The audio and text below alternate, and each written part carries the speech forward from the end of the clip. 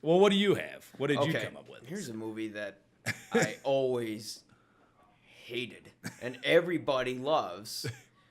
Ferris Bueller's Day Off. They bought it.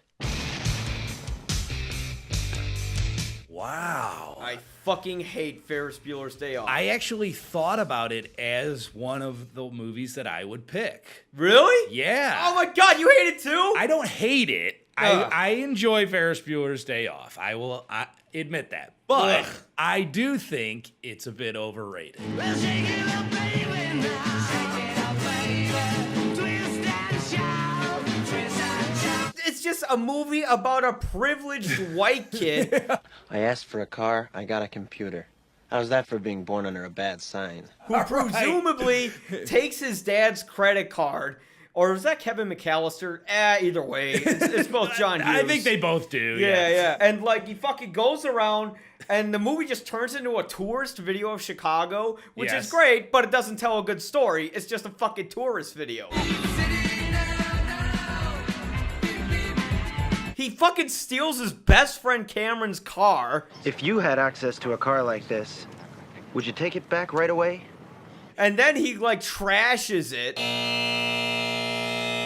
He's really a fucking asshole. He's a fucking douchebag. They all adore him. They think he's a righteous dude. If that movie was about a black guy who did all that shit, he would have been fucking locked up and the movie would have ended.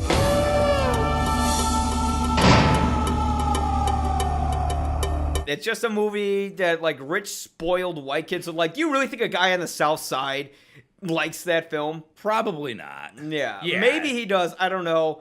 I shouldn't be speaking on behalf of the black community. Yeah, you fucked up. What, did you hate Matthew Broderick? Do you hate Matthew Broderick? Is that something I don't think he's a good actor. One of the worst performances of my career, and they never doubted it for a second. But I don't hate him as a person. No, not that. But I'm just saying, like, did you dislike him in the role? Yeah. Yeah. He just like, I'm Ferris Bueller, and I'm going to say another funny joke, and, oh, fuck him. All he does is screw people over. Here's where Cameron goes berserk.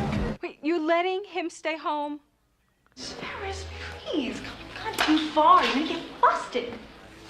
And, like, none of these characters have any real arcs in the story. None of them learn anything. No. And it's like, of course, he gets away with all They of don't it. have to, of course, but this isn't a Richard Linklater film. So what happens in the movie? And I was like, not much. Right. This is a John Hughes film. Someone always eventually learns something. Yeah. You know, I mean, Cameron learns something when his car gets basically wrecked and falls into the woods, and he learns he has to stand up to his father. Yeah. You know, like, that was nice. Yeah. Okay. But at the same time, his friend still shouldn't have stolen his fucking expensive sports car like a dick. Yeah. You know, and then drove it across the fucking... No, wait, that was the rental guy who, like, drove it everywhere. Yeah. And you know what? In a way, I kind of felt like the principal, although he was a sicko and an Right. asshole. Right. Like, You were rooting for he him. was kind of right. Yeah. It's like, don't you want to go to school? Yeah. Don't you want to do well in life? What is so dangerous about a character like Ferris Bueller is he gives good kids bad ideas. I agree with you. I mean, yeah, it's got its funny moments. But at the same time, he wants to expel him. But at the same time, but also, he wants him to go to school. His If you want parents- to expel him, then fucking expel him. His parents are an example of shitty parents, too. I mean, they pretty much let him get away with everything. Yeah. Yeah. They're just enablers. They are. I'm fine. I get up. No.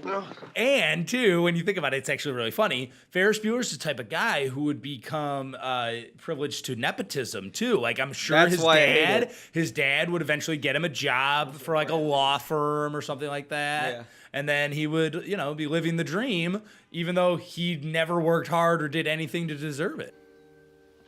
Yep.